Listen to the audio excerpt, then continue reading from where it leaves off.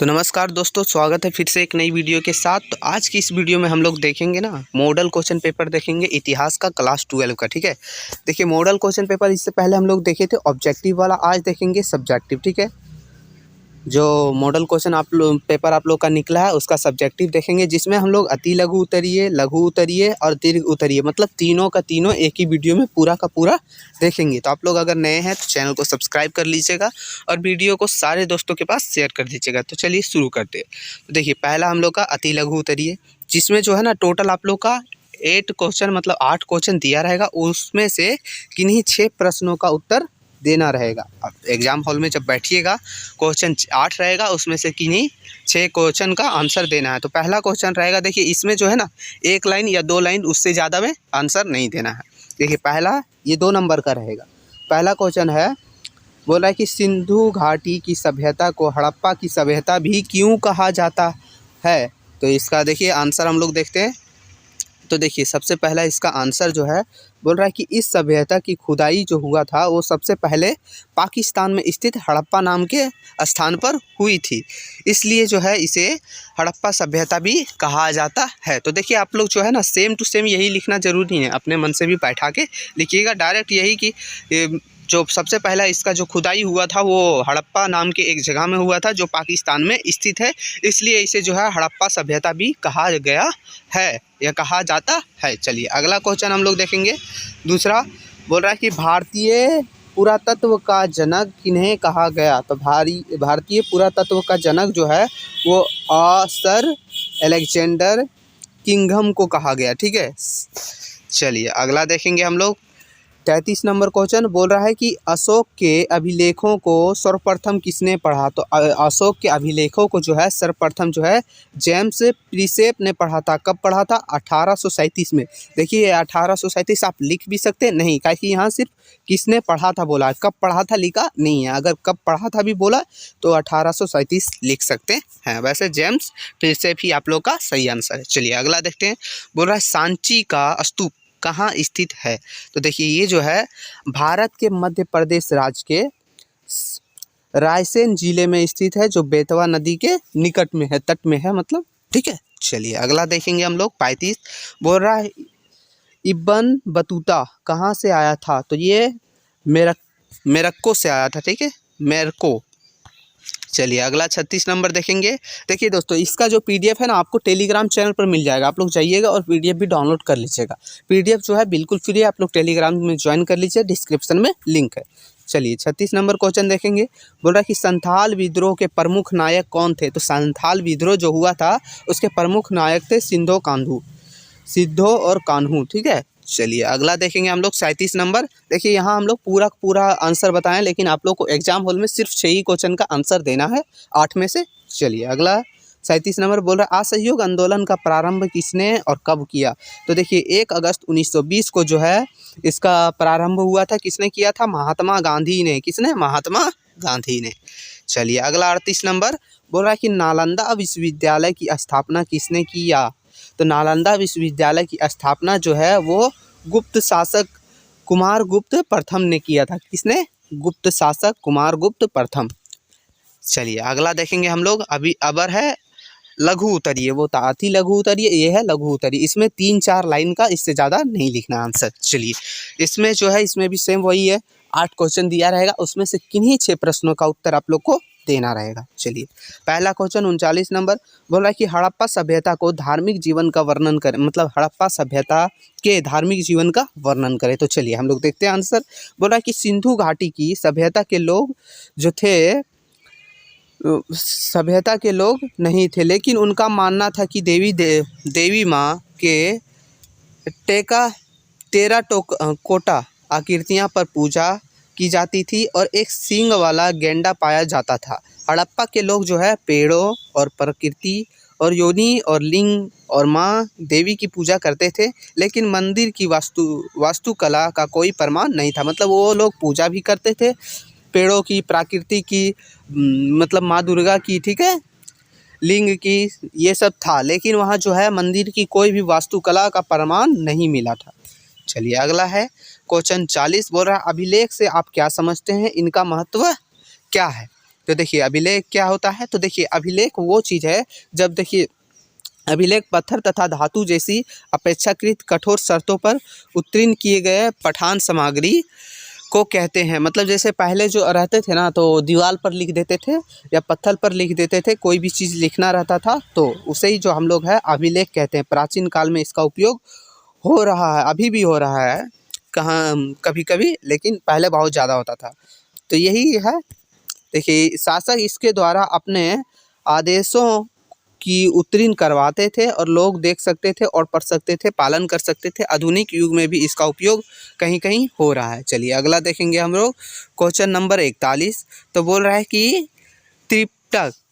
त्रिपिटक से आप क्या समझते हैं। तो देखिए बौद्ध धर्म का प्रमुख ये ग्रंथ है। ये क्या है, त्रिपिटक बौद्ध धर्म का एक प्रमुख ग्रंथ है जिसे सभी बौद्ध संप्रदाय महायान, येरवाद, ब्रिजयान, मूल सर्वात, मतलब आप लोग सिर्फ ये लिखिएगा बौद्ध संप्रदाय, ठीक है, के लोग मानते हैं। यह बौद्ध धर्म का प्राचीनतम ग्रंथ है जिसे भगवान बुद्ध के उपदेशों संग्रहित। यह ग्रंथ पाली भाषा में लिखा गया है और विभिन्न भाषाओं में अनुवादित किया गया। मतलब ये जो है पहले लिखा गया था पाली भाषा में, लेकिन इसको बाद में बहुत सारे भाषाओं में अनुवादित किया गया, मतलब ट्रांसलेट किया गया है। चलिए अगला देखेंगे क्वेश्चन नंबर 42। बोल रहा है कि अल बरूनी पर एक संक्षिप्त टिप्पणी लिखे।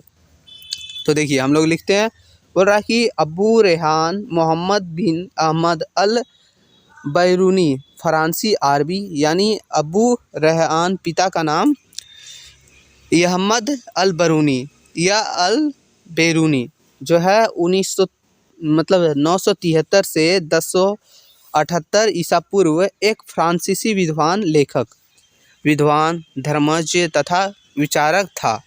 अल बैरूनी की रचना अरबी भाषा में है, पर उसे अपनी मातृभाषा जो है फ्रांसी के अलावा 3 और भाषाओं का ज्ञान था। कौन कौन भाषा, तो सीरियाई, संस्कृत और यूनानी।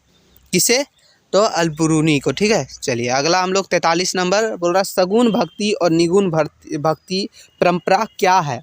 तो ये कौन सी परंपरा है, इसके बारे में कुछ बताइए, ठीक है। तो पहला है सगुण भक्ति का अर्थ है जो प्रभु के अवतारों को मानते हैं, लेकिन जैसे कि दशरथ के पुत्र राम की भक्ति करना। लेकिन निगुण भक्ति का जो अर्थ है वो बोलते हैं कि कण-कण में व्यक्त है प्रभु, मतलब उनका मानना है जो प्रभु हैं वो कण-कण में व्यक्त है, मतलब हर जगह पर है, ठीक है।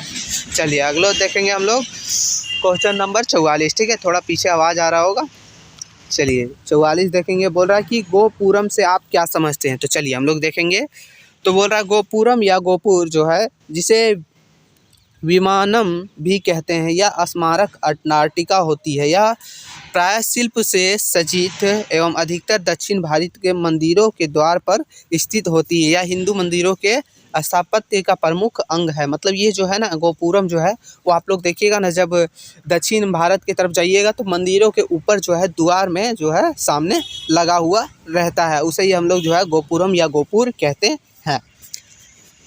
चलिए अगला देखते हैं हम लोग क्वेश्चन नंबर 45। बोल रहा है कि 1857 की क्रांति का तत्कालिक कारण को बताएं। उसका तत्कालिक कारण मतलब क्या कारण था, जो तत्कालिक कारण, ठीक है, टेम्पोररी प्रॉब्लम। चलिए अगला देखते हैं हम लोग कि 1887 के विद्रोह को तत्कालिक कारण सैनिक थे। कैसे थे, तो देखिए एक अफवाह यह फैल गई थी कि एनफील्ड राइफल के कारतूसों में गाय एवं सूअर की चर्बी का प्रयोग किया गया है, या सिपाहियों को इन राइफलों को लोड करने से पहले कस्तूर को मुंह से खोलना पड़ता था। हिंदू और मुस्लिम दोनों सिपाही ने अपना इस्तेमाल करने से, मतलब इसका इस्तेमाल करने से मना कर दिया था, इसीलिए जो ये तत्कालिक कारण माना जाता है। देखिए सबसे पहले क्या हुआ था, इसका विद्रोह का कारण मतलब सैनिक था। कैसे था, अफवाह फैल गई थी कि जो एनफील्ड राइफल है उसमें जो है गाय और सूअर की चर्बी का उपयोग करके जो है उसको बनाया गया है, जिसे राइफल को लोड करने और उसे मतलब खोलने से पहले कस्तूर से मुंह से खोलना पड़ता था। हिंदू और मुस्लिम दोनों जो है सिपाही ने इनका इस्तेमाल करने से इनकार कर दिया और यह क्रांति शुरू हो गई। बस यही है 1857 के तत्कालिक कारण, क्रांति का तत्कालिक कारण। चलिए अगला 46 नंबर क्वेश्चन बोल रहा है कि बासरा और बेसरा से आप क्या समझते हैं। तो देखिए बासरा के अंतर्गत वे सिलसिले हैं जो सरा इस्लामी कानून को मानते हैं और नमाज रोज़ा, चलिए आगे देखते हैं, नमाज रोज़ा आदि नियमों का पालन करते हैं। इनमें प्रमुख थे चिश्ती, सुहरावादी, फिरदौसी, कादरी व नक्शबंदी सिलसिले थे। और बेसुरा जो है वो सिलसिले में शरीयत के नियम को नहीं मानते हैं। बेसुरा जो है वो शरीयत के नियम को नहीं मानते हैं। इसमें कलंदर, फिरदौसी सिलसिली इसी समूह से संबंधित थे। चलिए अगला हम लोग देखेंगे। अब हम लोग का ये जो है ना हो गया, ठीक है। अब हम लोग देखेंगे दीर्घ उत्तरीय। दीर्घ उत्तरीय मतलब लॉन्ग टाइप क्वेश्चन। इसमें जो देखिए, इसमें टोटल जो है ना 6 क्वेश्चन रहता है, ठीक है। टोटल आप लोग को 6 क्वेश्चन देखने को मिलेंगे एग्जाम हॉल में, लेकिन आप लोग को उसका जो आंसर देना है सिर्फ 4 क्वेश्चनों का आंसर देना है। किन्हीं भी 4 क्वेश्चन का आप दे सकते हैं, जो आप लोग को आता है, जो आप लोग को अच्छा लगे, जो आप लोग को समझ आता है। चलिए तो देखिए पहला क्वेश्चन है, हम लोग 8 मतलब 6 देख लिए, लेकिन आप लोग को 4 ही देना है एग्जाम हॉल में।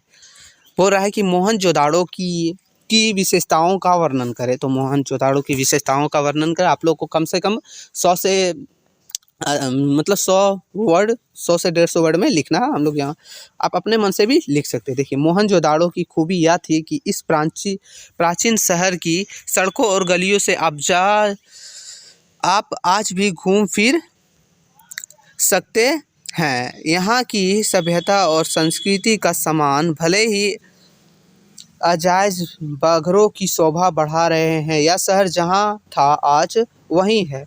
यहाँ की दीवारें आज भी मजबूत है। यहाँ आप पर पीठ टिका कर सुस्ता सकते हैं। वहाँ एक खंडहर क्यों ना, किसी घर की दहलीज पर पाँव रखकर आप सहसा सहम सकते हैं। रसोई की खिड़की पर खड़े होकर उनकी गंध महसूस कर सकते हैं। या शहर के किसी सुनसान मार्ग पर कान देकर उस बैलगाड़ी की रुनझुन सुन सकते हैं जिसे आपने पुरातत्व की तस्वीरों में मिट्टी के रंग में देखा है।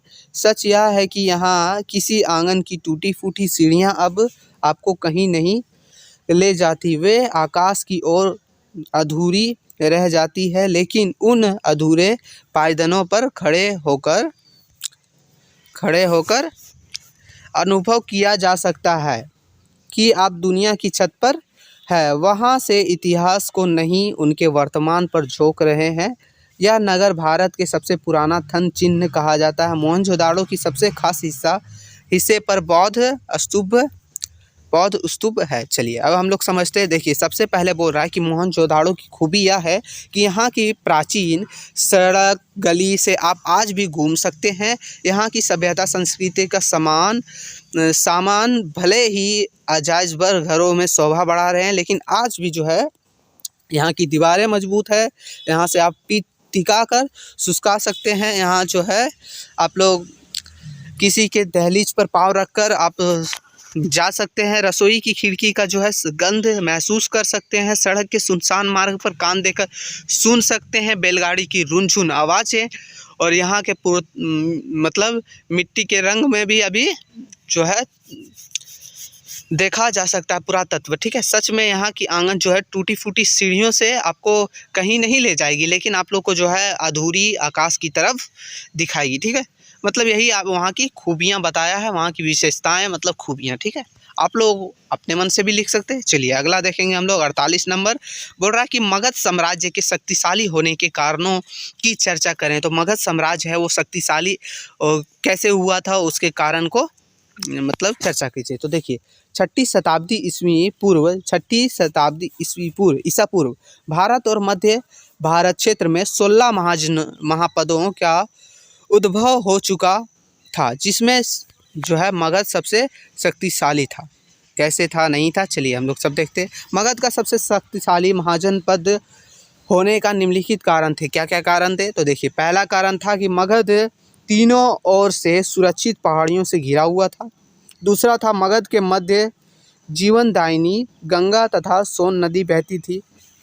मगध की सीमाओं से प्रचुर मात्रा में खनिज संपदा उपलब्ध थी, विशेष रूप से लोहा की खनें थी वहाँ, जो मतलब ये सब थी, जिसके कारण वो शक्तिशाली था। मगध सबसे शक्तिशाली था। चलिए अगला क्या था? तो मगध जो है महाजन पद को शक्तिशाली तथा महत्वाकांक्षी राजाओं से प्राप्त हुई थी। मगध शासकों ने अपने कूटनीति तथा वैवाहिक संबंधों से मगध की शक्तिशाली बनाया।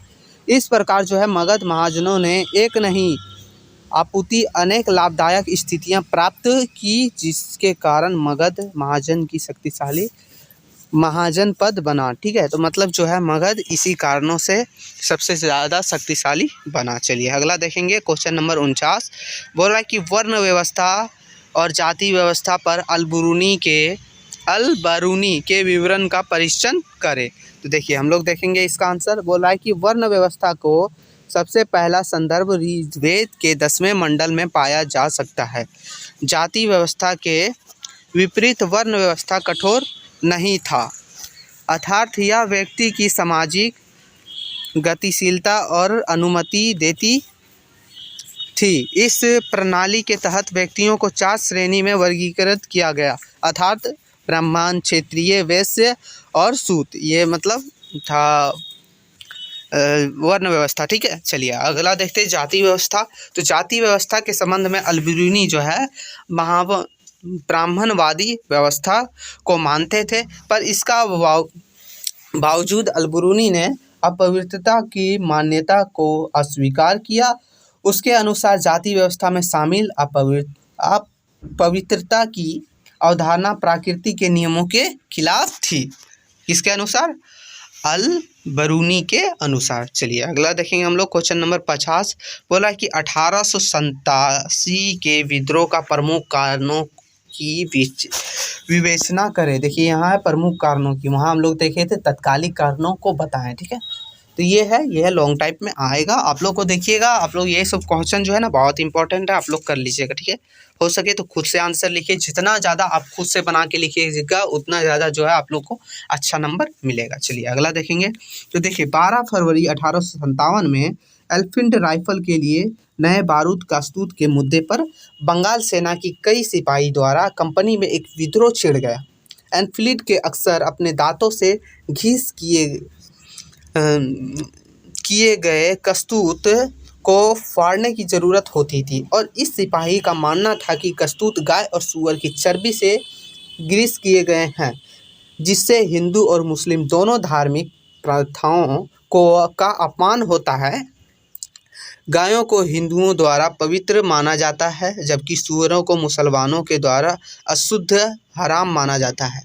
इंग्लिश ईस्ट इंडिया कंपनी द्वारा ब्रिटिश कराधान और हाल में ही भूमि अधिग्रहण पर अधिनियत शिकायतों को सिपाही विद्रोह के गुस्से में योगदान दिया, और हफ्ते के भीतर भारतीय सेना के दर्जनों इकाइयों किसानों ने शामिल हो गई। व्यापक विद्रोह में सेना पुराने अभिजात वर्ग दोनों मुस्लिम और हिंदू जो IISI द्वारा अपनी शक्ति को लगातार छीन होते देख रहे थे ने भारतीय ब्रिटिश शासन के खिलाफ विद्रोह कर दिया। मतलब ये जो क्या कारण था, तो 12 फरवरी 1857 को एनफील्ड राइफल के लिए बारूद बनाया गया, जिस बारूद में जो है बोल रहा है कि गाय और सूअर की चर्बी का जो है उपयोग किया गया। ठीक है, जिससे मुस्लिम और हिंदू दोनों धार्मिक प्रथाओं का अपमान हुआ, जिससे दोनों ने इसका मतलब जो है मना कर दिया। ठीक है, तो ईस्ट इंडिया कंपनी के द्वारा ब्रिटिश शासन में जो है सपोर्ट किया था, किसानों ने भी सपोर्ट किया था, लेकिन आखिर में नहीं मानने के द्वारा ISI के द्वारा शक्ति को लगातार छीन होते देखने के बाद इसे जो है विद्रोह कर दिया, और फिर ये जो है क्रांति बढ़ गई। चलिए यही है, आप अपने मन से लिखिएगा। चलिए अगला देखेंगे 51 नंबर क्वेश्चन। बोला कि भारतीय राष्ट्रीय आंदोलन में गांधी जी की भूमिका का वर्णन करें। तो भारतीय राष्ट्रीय ब्रिटिश औपनिवेशिक शासक के खिलाफ भारतीय व्यवस्था आंदोलन में महत्वपूर्ण भूमिका निभाई। 1920 के दशक में भारतीय राष्ट्रीय कांग्रेस की एक अग्रणी व्यक्ति के रूप में उभरे और अहिंसक सविनय अवज्ञा को अपने सिद्धांतों के लिए जाने गए। देखिए गांधी जी ने कई सफल अभियानों का नेतृत्व किया, जिसमें से असहयोग आंदोलन, दांडी यात्रा, फिर बहुत सारा है जो आप एक एक करके लिख भी सकते हैं, पॉइंट बाय पॉइंट करके। ये हम लोगों ने अपने मन से लिखा है। ठीक है, आप अपने मन से लिखिएगा। जिसमें 1930 में जो है नमक मार्चा भी किया, मतलब दांडी यात्रा, जहां उन्होंने उनके अनुयायी में नमक उत्पादन पर ब्रिटिश अधिकारियों को विरुद्ध करने के लिए अरब सागर तक मार्चा की। इस अभियान में के परिणाम स्वरूप भारत नमक अभियान निरस्त किया गया और ब्रिटिश शासक के अधिक व्यवस्था को भारतीय मांगों की मान लिया। ठीक है, चलिए 52 नंबर क्वेश्चन देखेंगे।